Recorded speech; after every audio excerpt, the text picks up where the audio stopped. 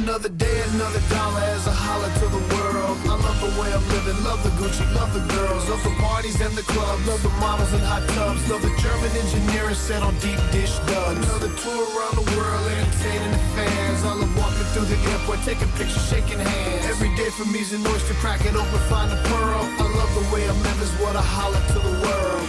Welcome back to Marking Out with MVP and Dwayne Swayze. I'm MVP, he's Dwayne Swayze. That's right. Y'all know this guy.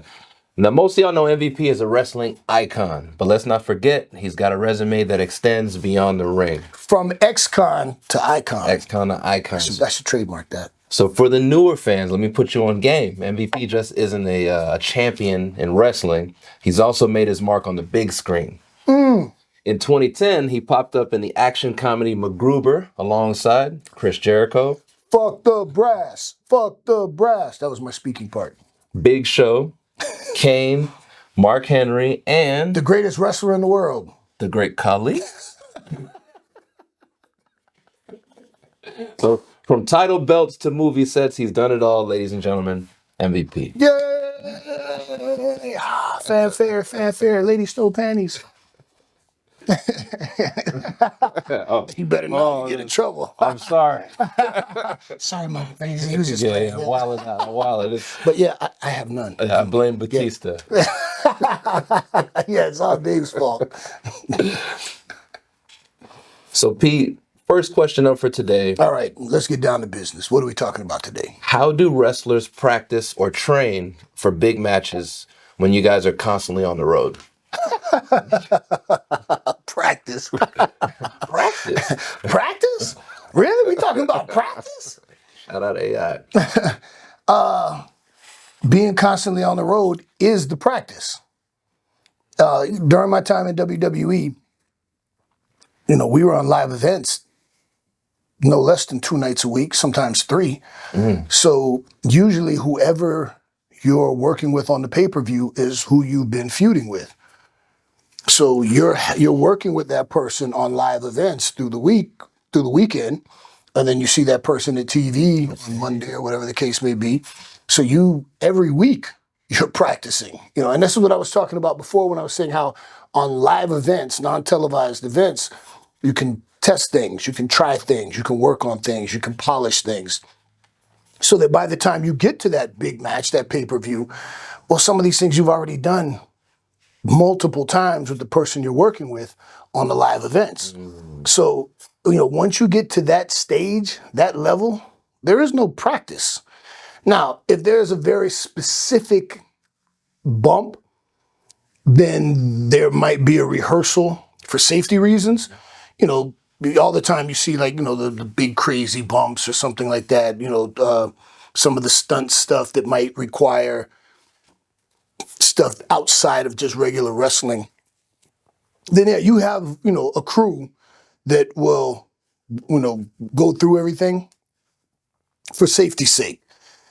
Some of the big bumps that people take off a ladder through a table. Sometimes you might practice that with a crash pad first just to make sure you got the timing right or whatever. But generally speaking, for a big match, a big pay-per-view match, the person that you've been working with, you've been working with them consistently for a while.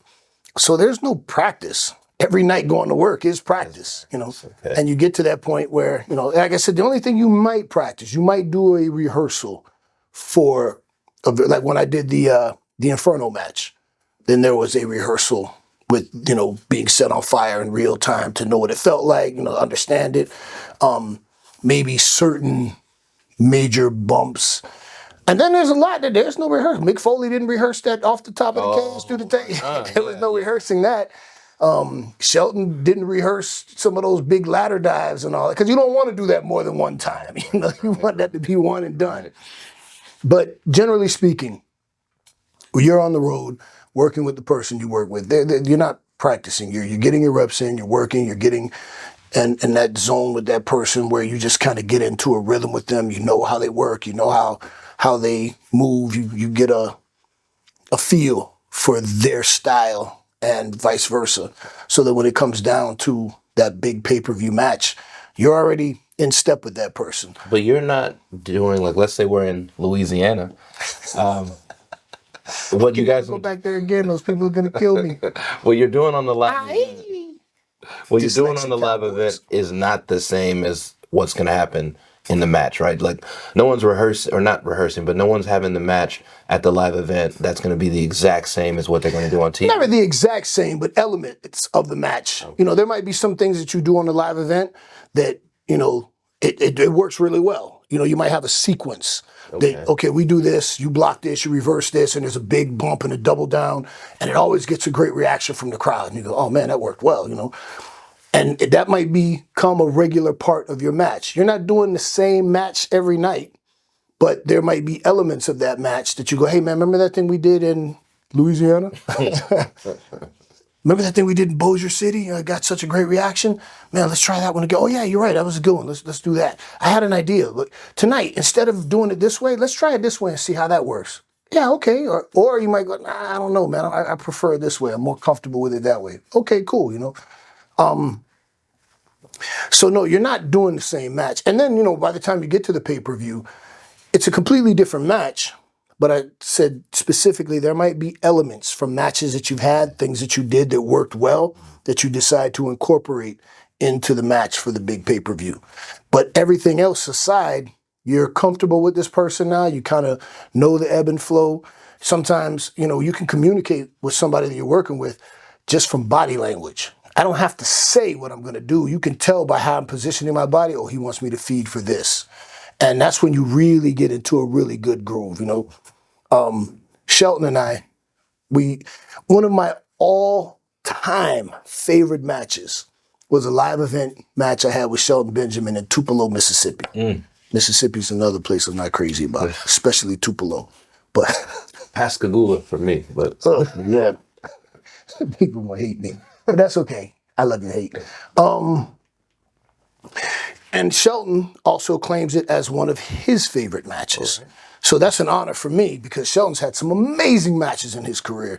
And for my match with him in Tupelo, Mississippi to be one of his all-time favorite matches, and it was a live event match. Actually, I'm going to go down a little rabbit hole here. It was funny because at the time, Edge was the world heavyweight champion. And he had to work with Khali, my favorite wrestler. Edge was kind of banged up already. And Edge he's God tier, in my opinion, as far as work goes. But having a world championship match when you're banged up against Khali, that's hard, man. That's hard for anybody. And when I got to the building, Shelton had already seen what the card was for the night. And he said, hey, P, it was me and Shelton for the U.S. title. And I think at that time, Shelton was a U.S. champion. And he goes, hey, man, it's Edge and Khali in the main event tonight. We're probably going to have to put in some work. And we kind of knew that, okay, normally we're going to do 12 to 15, you know.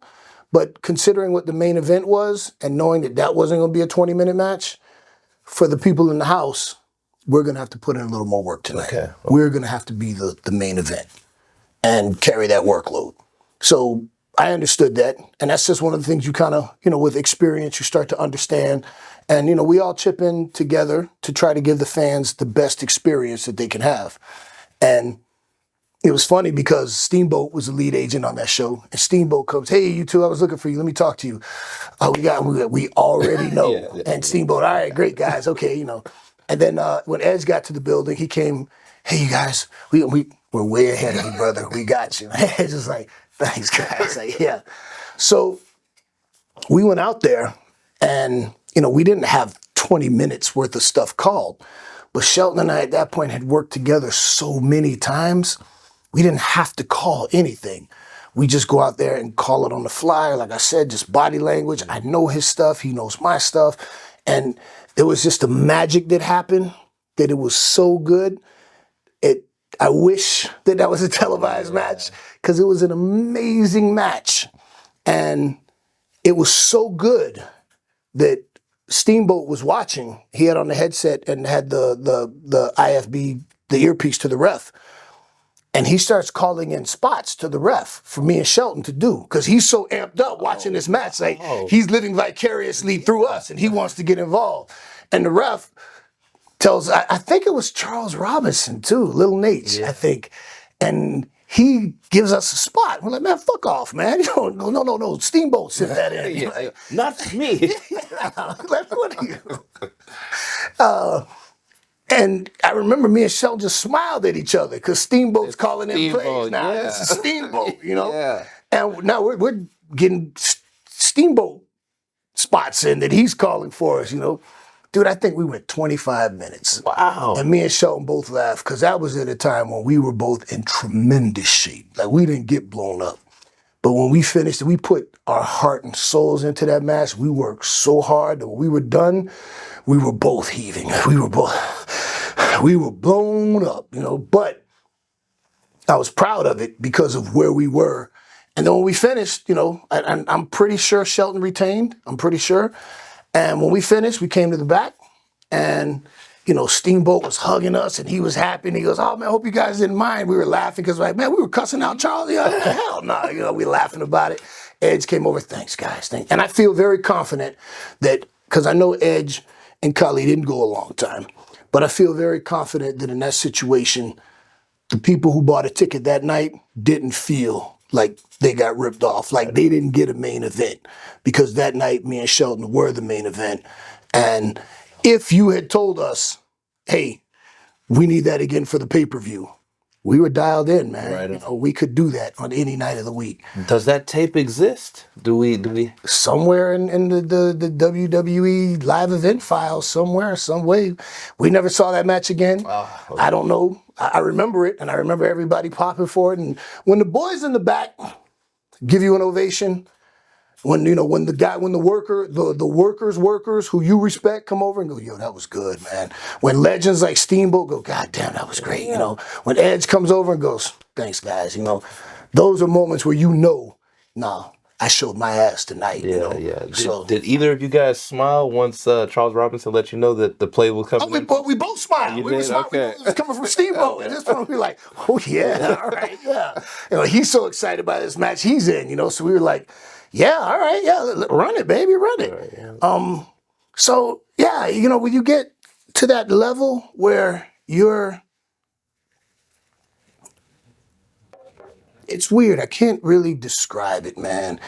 If you're a creative person and you've created with someone else before, and you have that person where you have a creative relationship with, like, you know, songwriting teams, they get together and, you know, make hits or. Right It's weird because in pro wrestling it's creative, but there's a physicality involved too, and certain people just have great chemistry, and there are certain people in my prime that I know I'm gonna have a great match with, and you could say you and you go. We'll tell you the finish when you're out there, and I wouldn't be nervous. I wouldn't be uptight because I know this person is a high caliber professional and they're good. Who are some of those people? Shelton Benjamin being one. I think I told a story about Cody Rhodes and I being put in a position like that. I've never worked against Edge in a match, but I've tagged with him before, and his mind for the business is incredible. He's one of the all-time greats. When I was married to Benoit, you know, I was calling our matches. You know, we got to a point where he felt comfortable enough with me and my. Chris Benoit was not calling the match. I was calling the matches. Oh, wow. I didn't tell my black belt story. We didn't. No. Okay. Give me a second here.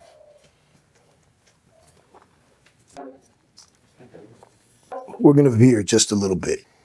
For me, it was a moment that I'll never forget because it was my graduation in pro wrestling. You know, some of you may or may not know that I'm a black belt in Brazilian Jiu-Jitsu. And the day my professor, Andre Santos, put that black belt around my waist, it was just like 10, 11 years of hard work, you know, to get to this point where the guy who I look up to and respect says, you're on this level now, you know. We were on tour in Europe, and this was when I was feuding with Benoit. I was working with him every night. And he had asked for permission from the office for us to go 20 minutes every night, you know. So I never had less than a 15-minute match with Benoit. Our matches usually were 15 to 20, sometimes more. But I needed that, like that baptism by fire, so to speak. And I will tell you, I have had real fights that were easier than some of the matches that I had with Benoit. Because he had two speeds, hard and harder, you know. So he was the veteran. He had the experience, and he would lead me. But he was the babyface. Traditionally in pro wrestling, the heel leads the match. Traditionally. And, you know, he was very old school in his approach. And he was not one of the guys to talk about a match for 30 minutes beforehand. Or, you know, you might be, if you get 10 minutes to talk about what we might do, that was a lot. We know what the finish is. Might talk about a break spot. Let's go out there and work. So I remember he used to frustrate Michael Hayes because, you know, Michael was our producer and he'd come over. All right, what you got from Benoit? I don't know. God damn it, Benoit, give me something. He goes, I don't know. We're going to go out there and work. The finish will be the flying headbutt. You know, like, I don't know. I don't know what I'm going to do. God damn it, Benoit, give me something, man. You know, because, you know, they need it, you know, for the trucks and angles and all that, you know. But these were all live events in Europe. And it was the last night in Italy. Benoit came and said, Hassan, tomorrow I want you to do me a favor. He said, I want you to call the match. He said, right or wrong, I'm going to do whatever you tell me to do. And we'll fix it afterwards. But you call the match. So you've got 24 hours notice. You call the match. He said, I want you to do me a favor. Don't ask any of the producers for any help or anything. I want you to call it from your heart. Well, for me, that wasn't hard because he used to be my favorite wrestler. I've watched hours and hours of tapes of Benoit in Japan, Benoit in WCW, WWE. When I was, you know, bouncing at a club and I'd be at my post, you know, you think I'm watching what's going on. I'm in Corrigan Hall wrestling with Benoit. You know, I'm somewhere else. So I've wrestled him hundreds of times in my head before we actually started wrestling. So to call a match, like, I got this, you know. And it was in Vienna, Austria. And that was the night that I called the match. And he said, call it to me like I don't know what I'm doing. And I'm going to do whatever. And I called the match. And I remember I was having fun with him too, because he was giving me his chops. And I was like, lay him in, Benoit. Stop chopping like a bitch. Lay him in, you know. And You took the opportunity to take it there. I was going there. And he's giving me the little lopsided grin. But man, I used to have... Were you nervous, P? Like the night before? No nerves. I wasn't nervous. Because, like I said, I know this guy. Okay. I know his stuff. I've been dreaming about wrestling him. And now I am. And now he's saying, okay, you call it. Let's have the match you want to have. I've done this hundreds of times in my head, you know? And I knew the respect that I was getting from him to say, you're in charge tonight. And remember, I had the zipper on my suit. I still have scars on my chest from with the chops. That zipper would cut me open. So my chest would be bleeding from that zipper from the chops. And I remember, you know, calling the Germans and I said, all right, go for the diving headbutt. And when he went up, I remember rolling out of the way and thinking, boy, I hope he's not mad at me. I hope he's not mad at me. And it was funny because afterwards I asked him, I said, hey, man, when I rolled out of the way on the diving headbutt, what were you thinking? And he smiled. He goes, what's next? Oh, yeah. Nice. Like, he was into it too. And we had a great match. And when we got back through the curtain, I'm pretty sure it was Tony Gurria who came over and said, oh, my guys, that was a great match. And Benoit he called that whole fucking thing. He called that match. He called it. And I was like, yeah, you know. And he hugged me and he was like, fuck yeah, man. I'm so fucking proud of you, man. Yes, yes. And he said, not that I didn't trust you. He said, but now I know I can have complete faith in just letting you call the match. And I can just be a baby face. I can just sell. I don't have to worry. I can just let you call the match, be the heel, and lead the match. And I remember just feeling this level. This is my favorite wrestler. Yeah. This is the guy who used to fantasize about wrestling. And him telling me, like, you're here. You're on the level. You're in charge now. And man, I'm like, I'm floating, man. And I remember I walked back to the locker room and Taker was getting taped up. And Taker looked over at me and he said, Well, little brother, looks like you had a graduation tonight. Welcome. Oh my God. So, so was he? So he was watching. Yeah. He watched. And Benoit told him, I'm going to let him call the match tonight. Oh, I think he told a few of the guys, that tonight's his night, So I say that in pro wrestling, that's the night that I got my black belt. 10-4. I got my black belt from Undertaker and Chris Benoit in Vienna, Austria. That was the night. And that was the night that I really felt like, okay, I'm here now. I've made it. Two of the absolute best to have ever done this thing have said, welcome. You're one of us now. You're here. And that night lives on in my mind. All the tragedy and everything else that's attached to that aside, for what I accomplished that night with that individual and the kudos that I got from the guys that I looked up to and respected afterwards who said, yeah, you belong here. You can't put a price on that. There's nothing that you could ever say to take that away from me. And that's why, too, when I see stuff on the internet, people, MVP, you suck, or you, right? You think I suck? You know who doesn't think I suck? The Undertaker thinks I'm great. Ric Flair thinks I'm awesome. We can go down the list of first ballot Hall of Famers. So, yeah, you can express yourself. But at the end of the day, yeah, that was the night that I got my black belt, man, in pro wrestling. That's amazing, yeah. man. So, raise my glass to me. How does a wrestler build trust with other wrestlers in the ring? Building trust in the ring is probably the most important aspect of what we do, being able to trust the person you're working with. I remember when I first started out being in my mid-20s, gassed to the gills, jacked, and, working local indies and older veterans looking and being like, who am I working with? That big jacked up kid? Is he any good? Does he know it's a work? God, I don't want to get, and it's a fair assessment because nobody wants to get hurt working with some reckless idiot or, somebody who it doesn't mean you any harm. They hurt you because they don't know any better or, because they're not that good. So building trust is the foundation of pro wrestling because I learned early on, and I don't remember who it was that taught me this, but it was powerful. Literally, every time I leave my feet for you, I'm literally putting my life in your hands. If I let you pick me up to slam me, to suplex me, to do whatever it is, I am literally putting my life in your hands. And I remember something that was impressed upon me by Benoit was conditioning. That Japanese dojo style of doing 500 body squats every day. Chris taught me that. And I remember the first time I tried to do 500 squats, I got to like 110, 112, and I'm like, there's no way. Yeah. But of all people, low key, at that point, he was, pretty big on the indies. He was doing his ROH Ring of Honor. And he and I had become friends. And he flew down from New York and stayed at my house for a few days. And he taught me how to do Japanese style Hindu squats, the rhythm, your breathing. And the first day we got through 550.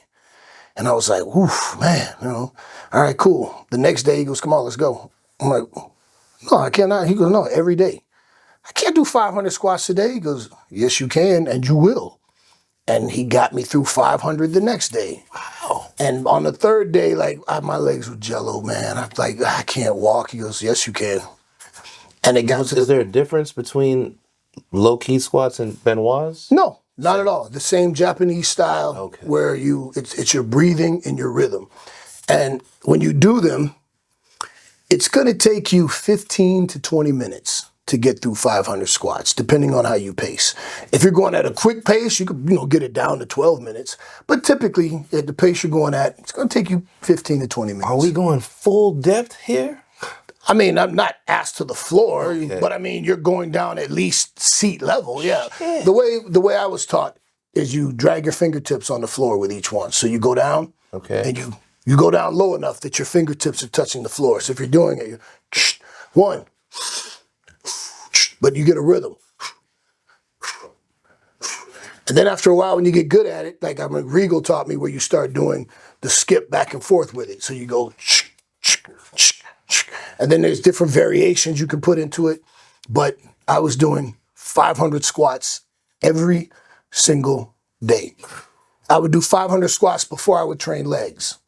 I would do 500 squats before I would run the stairs at Transpile Stadium at Miami-Dade Community College.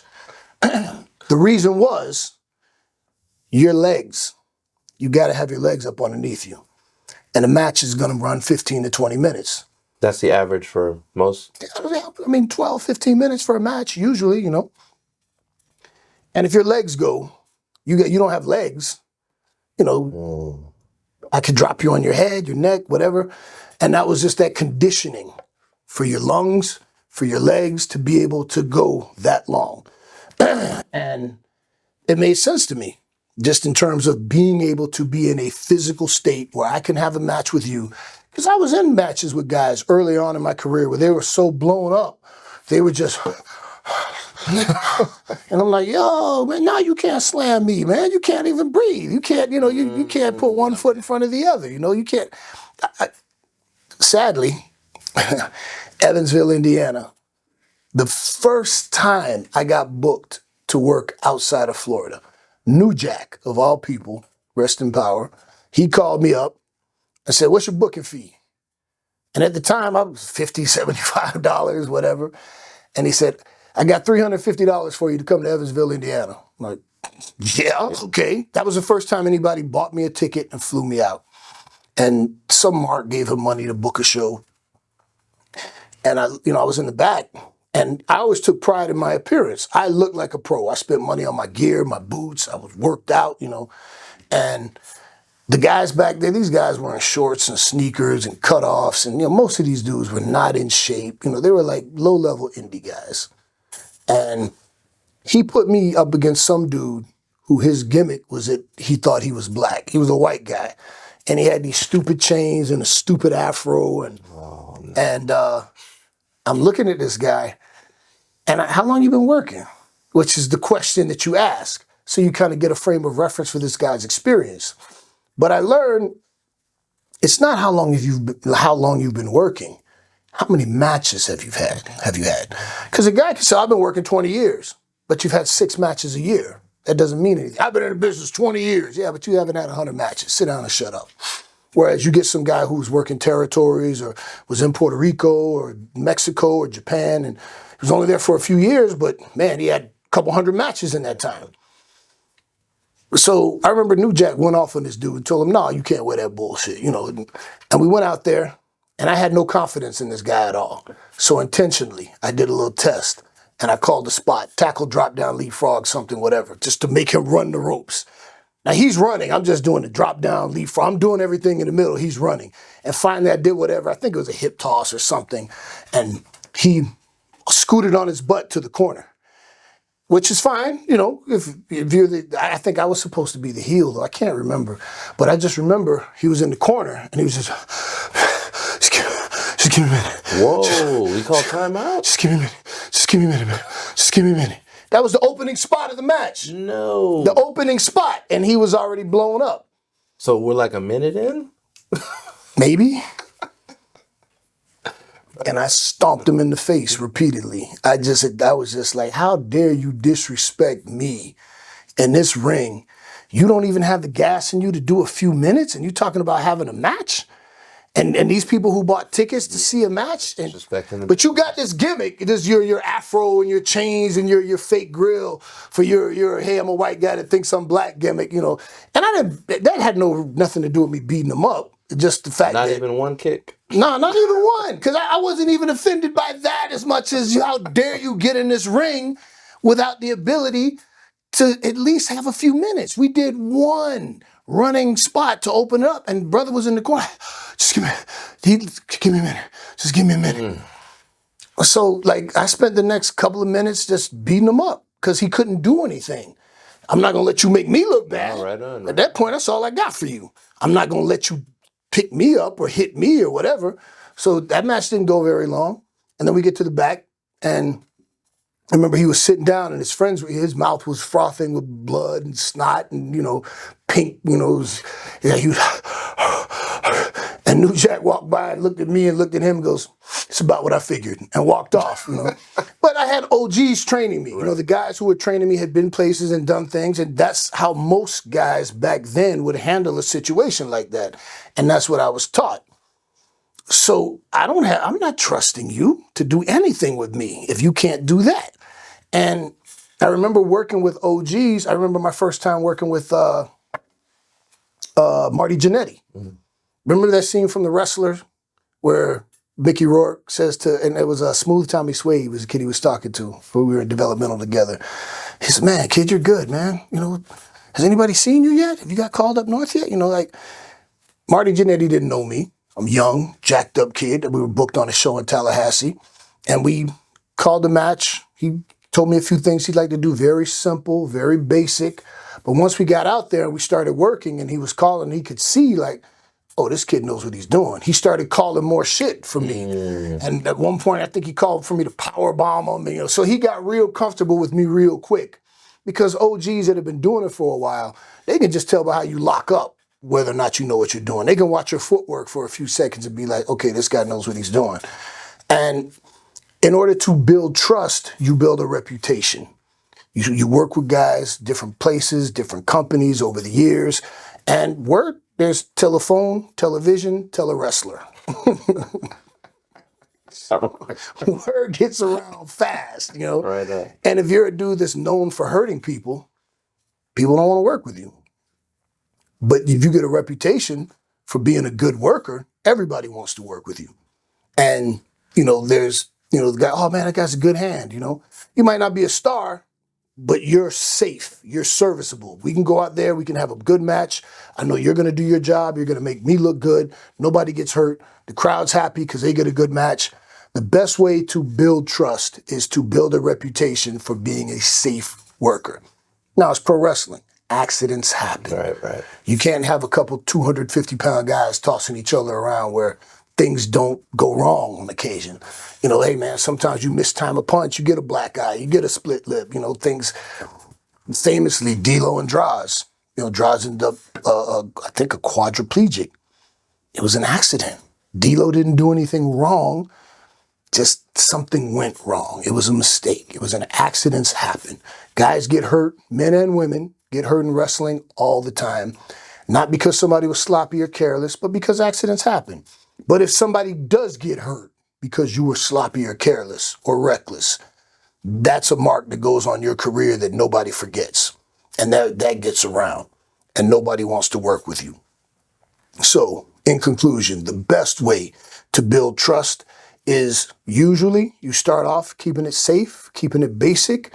And after we've had a match and I go like, okay, no, this guy's all right, Now, if you suggest, hey, I got this thing I do that I want to try. I remember there was a story where this guy was telling The Rock about what he wanted to do in a match. And The Rock goes, brother, that's a great idea for you to do with somebody else. Yeah, not me. Not me. So there are people that I trust implicitly. Like I said, there's certain guys, like Shelton and Edge and Bobby and, Matt, people that I worked with night in, night out for extended periods of time that I know I'm safe with that person. And I generally have a reputation of being a safe guy. I've never injured anybody. There's times I've hurt people, misplaced a kick or, mistimed a punch or something, but I've never injured anyone. So I have a reputation of being a safe guy to work with. And that's the way you build trust. People talk about it like, oh yeah, he's good. Hey man, if he says to do this, don't do that shit, So now with AEW, I know you take bookings. You guys are allowed to take bookings on the side. Is there a concern, if you haven't wrestled a person before, or if you do you call the telewrestler line and you hear something about this person, do you not take the booking, or Do you not allow the other wrestler to do certain things? Oh yeah, I just take control and like, no, you can't do that. Working on the indies for the years that I did, it were all the time working with guys I've never met before, I've never seen before, I don't know them. And, sometimes I might look them up just to watch a few matches to get an idea for them. But then a lot of the time I would just say, man, we're going to keep this real basic, real simple, and generally there's a lesson, when a veteran wrestler asks a rookie, or not even a rookie, but, in terms of hierarchy, what do you want to do tonight? The correct answer is whatever you want to do. That's the correct answer. Let that be a lesson. But, for peers, man, what you feel like doing tonight, And usually, you keep it kind of safe and basic and, just, so, it's an indie show. You got to go to work the next day or whatever, Recently, when I came back, I did a show in Philadelphia. And I apologize. Gosh, I can't remember the name of the promotion, but the promoter was awesome, took great care of me, very professional. But I worked with a guy named Wrecking Ball Legursky. He's on NWA Power. I don't know anything about the guy. I've never watched him before, never seen him. But I was at a show and Snitsky came by. We were up in Pennsylvania. Snitsky knows the guy. And he said, hey, man, you got a match coming up with a buddy of mine. And he asked me to vouch for him to you, and Snitsky's word is good with me. I know Snitsky's solid, and he's not going to vouch for somebody that isn't any good. So I was like, all right, cool, yeah, thanks. So when I met the guy, and he's a big dude, like an offensive lineman looking dude, Okay. So like, nah, we ain't doing nothing too fancy, dog. And this was like, I think just prior to that, I had that match with Josh Barnett, Right on. the Bloodsport match, but that's, like shoot work, jujitsu, grappling. It was a little different from running the ropes and working a pro wrestling match. So that was truly your first match. My first pro wrestling match in years was the one with Wrecking Ball Legursky. Okay. And, I said, okay, well, let's talk about what we're going to do out there tonight. What's your signature stuff that you like to do? And he had a couple ideas, some things that he liked. And, there are a couple of things that I said, hey, I don't know you well enough to do that yet. But we can do this, and maybe get this in. And he was like, all right, cool, And we went out there, we had a great match. He took care of me, he was good. I wasn't hurt, he was there. He listened, How long did y'all go for? Maybe 10, The promoter said he didn't want a lot, He was like, hey, man, give me 10, 12 minutes, something like that. I think we went 8, 10, something like that. It wasn't long. But I was okay, and he was awesome.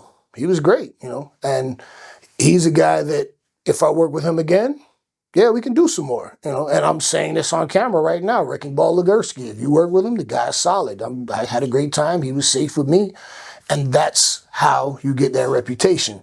Because people will, hey, how's this guy? Nah, he's good, So here I'm saying in front of everybody that watches this, yeah, Wrecking Ball Legursky, we had a great match. He was solid.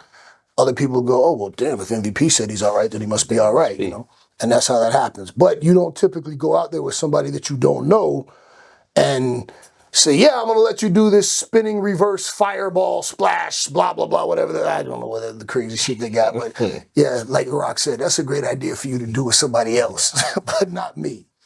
So that's how you build up the trust and then the reputation. So what makes a great seller in a match, and how important is it for making someone else look strong? Oh, it's everything. First things first, selling. For those of you that aren't familiar with the term, I mean, we're all wrestling fans here, so we should all know what selling is. Selling is making it seem like you are actually in pain. If somebody does a move to you, selling the move is showing the damage that is done. Vince McMahon taught me famously, and everybody who has ever worked for him will tell you that he said, you make your money here. This is where you make your money. You've told me that plenty of times, especially on video shoots. You make your money here, your facial expression. Some of the greatest sellers of all time, the first few names that come to mind, Ricky Steamboat, Dusty Rhodes. And I always say this, that angle where they slammed his arm in the car door, go look it up. Go watch it and watch how Dusty, the expression on his face, the agony that he's in while they're taking care of him and, they're nursing his arm, nursing his arm. Like, you believe that he's really hurt. And what makes somebody a great seller is the ability to make you question whether or not they're really hurt. The whole idea, and traditionally it's always been, the heel gets heat on a baby face, and the baby face sells and gets sympathy. I remember Ricky Steamboat taught me this one thing. It's mind-blowing. He said what he used to do, and I started doing it too as a baby face, what he used to do is find that one person in the crowd, a kid or a woman, that he could make eye contact with, where he could just reach out to them while he's selling. Like help me? Yeah, like help me. Like he's getting beat and he's going to that person. Help me. That person, you made eye contact. You see in his eye, he's really hurt. He needs help. Believability. Because the thing about pro wrestling that we talk about is suspension of disbelief. We know it's not real. But for a brief time, you want to suspend your disbelief. You want to buy. Hence, selling. You want to buy it. You want to believe. You want to believe that this person is really hurt right now. And one of the things I used to say all the time is, you got so many people in pro wrestling that have never been punched in the face that they don't know how to sell a punch to the face. And you watch a lot of copycat selling for how something should be sold. And you'll see somebody will be, in a top wrist lock or something. And they're going, because they've never had somebody really put them in a wrist lock where you'd be like, whoa, whoa, Yeah, whoa, move from my hand. Yeah, whoa, no, don't do that, So I always tried to study the greats. And something that I always tried to bring was believability. And I remember early on in my career, on the message boards back in the day, when people would comment about, they do their reviews of matches. I remember people saying things like, oh, MVP sells better than most. MVP is good at selling. Who are some of the greats that you studied? Oh, like I said, Dusty Rhodes, Steamboat. You look at the Rock and Roll Express. They had that down pat. They'd have girls crying. But I used to have fun because in Japan, the strong style, guys don't sell so much. I would sell my ass off. And sometimes the Japanese guys would be like, after the match, MVP son, okay? Yeah, big sell. Oh, you sell. Oh, I think maybe MVP son hurt. Exactly. Right. If you thought I was hurt, then what did they think, So it's an emotional, the whole thing about pro wrestling, you're selling tickets. The whole idea nowadays, it's not as much attendance based where you're making money off the house. It's all streaming. The whole business has changed. But the primary aspect of it is eliciting an emotional response.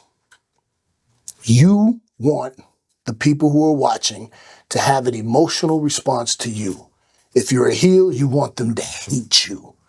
If you're a babyface, you want them to love you. You want them to feel sympathy for you. So that when you start that comeback and you start getting going on that, yes, kick his ass, get him, yes. It's the emotional content. And I think that's a lot of what's missing now with a lot of the younger generation that are just into the athletic aspect. Watch these cool moves I can do. Well, Jerry Lynn taught me a long time ago. Too many guys are trying to get the crowd to pop on a move rather than to get them to pop on the match. If the biggest pop you get isn't at the 1, 2, 3, you did it wrong. So for me, my goal is to always make people question, is his knee really hurt? Is his arm really hurt? I know it's fake, but did he really get hurt? If a guy's working my arm the whole match, and then he goes to shoot me off and I reverse it, before he comes back, I'll take that minute to my arm, and then do whatever. I've never been a fan of the guys who have a 30-minute match, they're getting heat for 20 seconds, and then they just pop up, dun, dun, dun, nothing happened to me, I'm in Superman mode now, dude, you're in a fight. You know, and now with the popularity of mixed martial arts, you know what it looks like when somebody's been punched in the face. You know, I always hated the 10 punch in the corner. Okay. 1, 2, 3.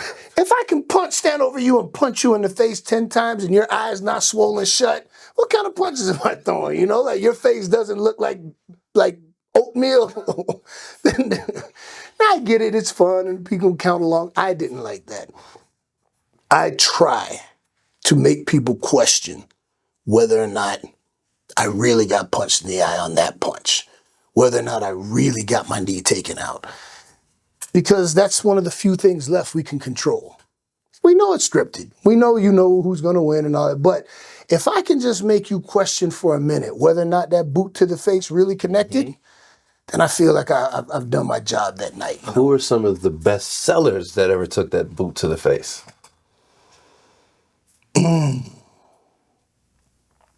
Well, from the people that I've worked with in my career, man,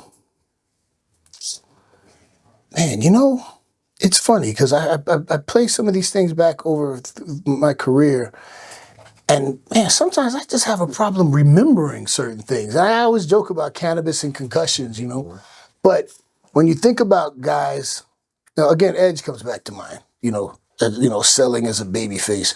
Shawn Michaels is, you know, not necessarily one of my favorite people, but you can't dispute, you know, selling, you know, the emotion that he would get from people, the way he would sell and make people feel sorry for him. Again, I say legendarily, you know, the first wrestler that I ever saw bleed was Dusty Rhodes.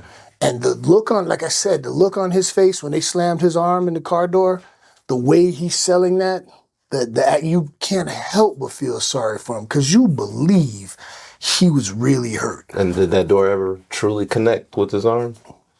Not to my knowledge. Not to my knowledge, but I implore you, please go find that and watch that clip and you leave a message and tell us what you think about how Dusty Rhodes sold that, his facial expression and how it came across, whether or not you can buy that he was hurt. I think what makes a good seller is believability. If they are able to make you question whether or not they're really hurt, if they're able to really make you have sympathy for them and draw you in emotionally, that's what makes a good seller. And it's facial expressions, it's the ability to, you know, the crawling, the agony, pulling themselves up by the ropes with the anguish on the face. That's what the emotional content that they're able to draw out of you as they're hurt.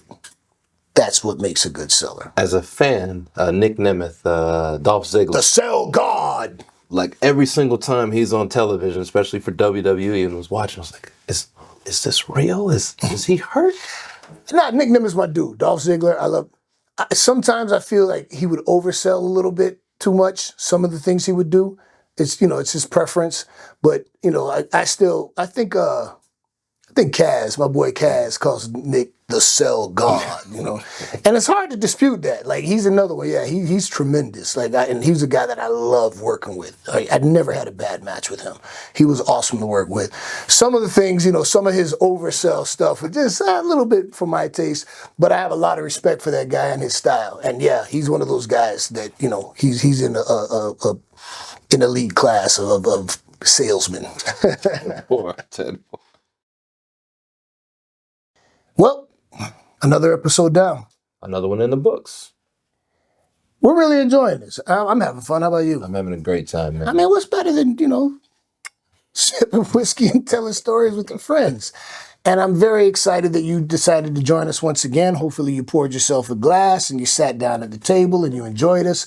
I would ask you to please subscribe, leave a comment. What did they hit the little bell thing so you can, you know, all that stuff that they tell you, you know. And join leave us. Leave a comment. Yeah, leave a comment.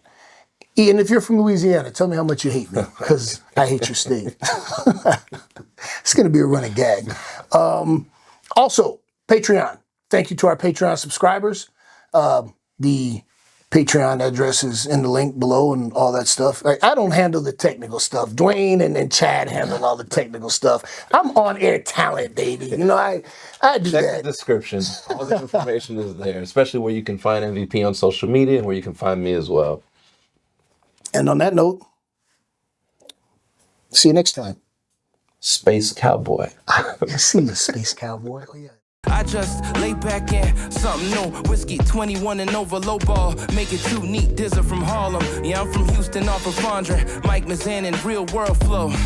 Plant these seeds in the streets and in weeks. Watch it blossom. Dark night, riding on chrome, swinging through Gotham. It's me and Pete. Repaving these roads, I feel like Cody. Shot a fiend the 8th, I heard his yell Kobe, I reserve the right. You get what you deserve. Enjoy this full circle moment as the turntables turn. Sharing pies call ace every time we serve. You fight or flight, bout to spike, hands off, still touching nerves. Y'all got the gall. I'm running this route without the ball. P called the play, now we trending like Logan Paul. The we got in store can't be purchased in the mall. 50 and 0 like Floyd.